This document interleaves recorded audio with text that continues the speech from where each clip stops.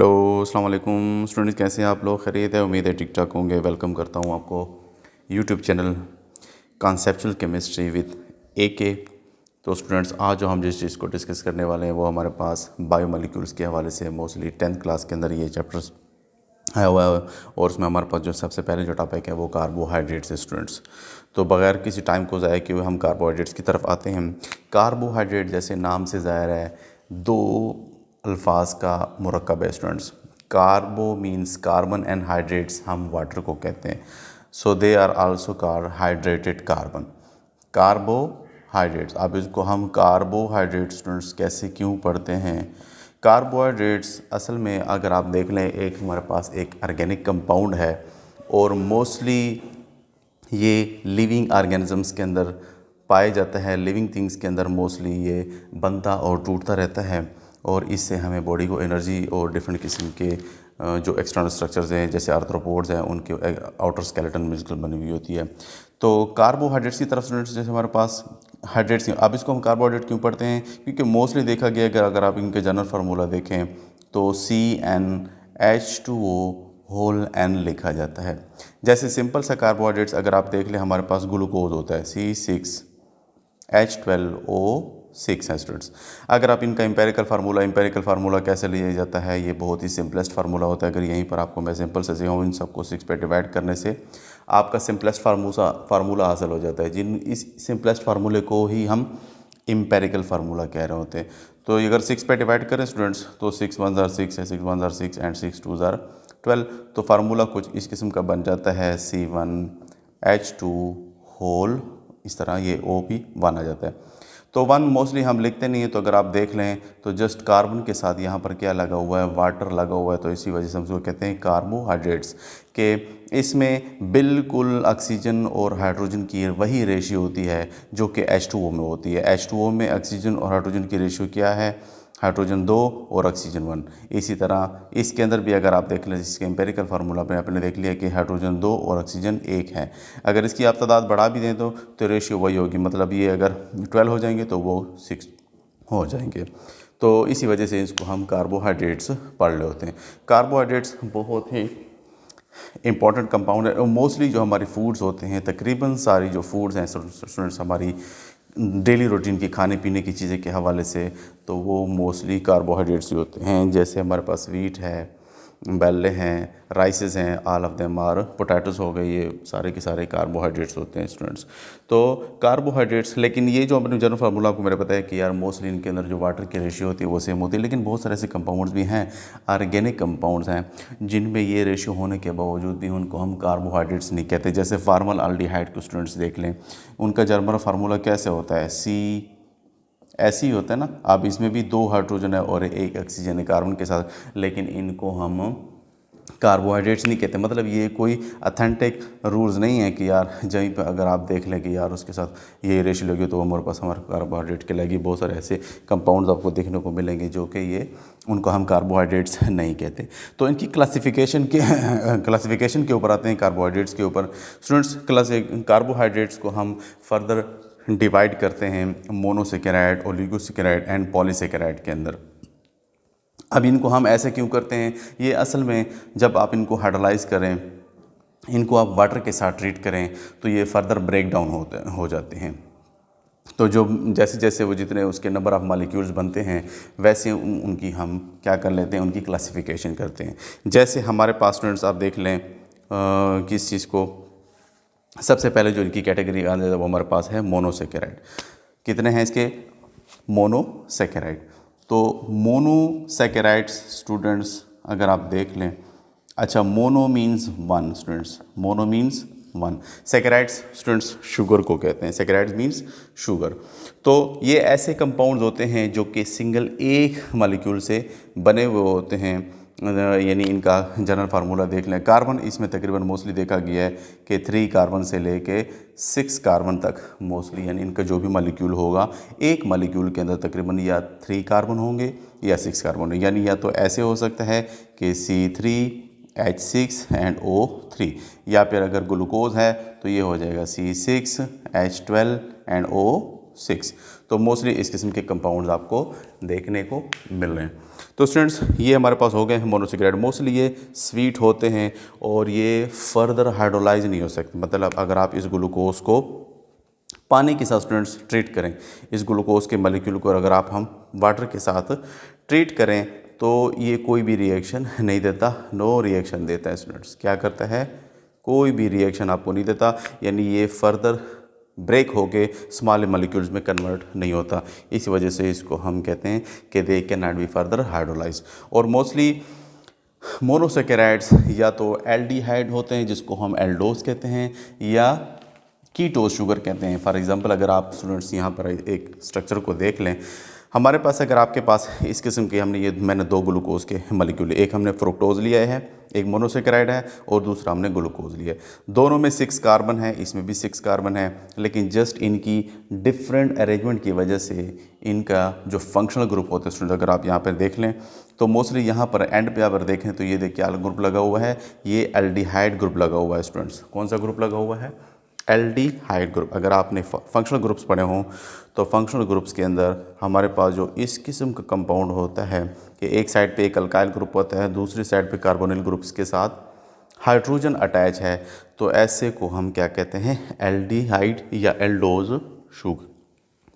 जबकि दूसरी साइड पे अगर आप देख लें स्टूडेंट्स फ्रुक्टोज को, तो फ्रुक्टोज में मोस्टली आप देख लें कि यहाँ पर जो ग्रुप लगा हुआ है ये वाला स्टूडेंट्स, तो आप इसको देख लें कार्बोनिल ग्रुप्स के दूसरे साइड पे यानी एंड के ऊपर कार्बन लगा हुआ है, इसके एंड पे तो हाइड्रोजन लगा हुआ था स्टूडेंट्स, जिसकी वजह से एल्डिहाइड कहलाता है। जबकि इस साइड पे क्या लगा हुआ है? इसका कार्बन लगा हुआ है, तो इसको हम स्टूडेंट्स कहते हैं कीटोन ग्रुप। जैसे अगर इसको मैं यहाँ पर बनाऊँ कीटोन ग्रुप, फंक्शनल ग्रुप ऐसे ही होता है, तो यहाँ पर ये हमारे पास इसको हम कीटो शुगर भी बोलते हैं स्टूडेंट्स। तो ये भी हमारे पास थे मोनोसेकेराइड मोस्टली। और नेक्स्ट जो है वो हमारे पास हो जाता है स्टूडेंट्स क्या? ओलिगोसेकेराइड्स। ओलिगोसेकेराइड्स अगर मोस्टली आप देख लें तो उसमें तकरीबन इसमें तो जस्ट एक ग्लूकोज का मॉलिक्यूल था, यानी एक मॉलिक्यूल ऑफ मोनोसेकेराइड था या ग्लूकोज से, यानी जो भी, यानी अगर 3 कार्बन होंगे तो ट्रायोसिस कहलाएगा, 4 कार्बन से बना हुआ कंपाउंड होगा तो टेट्रोसिस कहलाएगा, 5 से पेंटोसिस कहलाएगा, और अगर 6 कार्बन से बना उसको हम हेक्सोज शुगर कहते हैं स्टूडेंट्स। कहने का मतलब है कि मोनोसेकेराइड के अंदर जस्ट एक ग्लूकोज का मॉलिक्यूल या एक मोनोसेकेराइड मौजूद है। जब बहुत सारे मोनोसेकेराइड मिलकर एक बड़ा कंपाउंड बनाए तो हम उसको कहते हैं पॉलीसेकेराइड। और अगर ओलिगोसेकेराइड की अगर हम बात करें तो ओलिगोसेकेराइड्स के अंदर मोस्टली स्टूडेंट्स देखा गया है कि तकरीबन इसके अंदर कितने होते हैं? यहाँ से लेकर तकरीबन एक मोनोसेकेराइड से लेकर अगर 10 मोनोसेकेराइड आपस में कंबाइंड हो के एक बड़ा कंपाउंड आपको दें तो उनको हम क्या कहते हैं? ओलिगोसेकेराइड्स। ठीक है, ओलिगोसेकेराइड 1 से लेकर 10 मॉलिक्यूलों के दरमियान, यानी अगर इसमें जो मोस्टली जो ज़्यादातर मतलब मशहूर हैं, जो ज़्यादातर मतलब प्रायोरिटीज़ बेसिस पे बहुत ज़्यादा पढ़ा जाता है और सुना जाता है उसके बारे में, उसके अंदर 3 ऐसे कंपाउंड है। जैसे हमारे पास है माल्टोज है स्टूडेंट्स, माल्टोज है, और ये तकरीबन 2 ग्लूकोज मॉलिक्यूल से मिलकर बनता है। किससे बनता है? 2 ग्लूकोज मॉलिक्यूल से। इसको अगर आप ब्रेक भी करें, इसको तोड़ें किस चीज़ की मौजूदगी में? वाटर की मौजूदगी में, तो इससे आपको 2 ग्लूकोज के मॉलिक्यूल बनेंगे।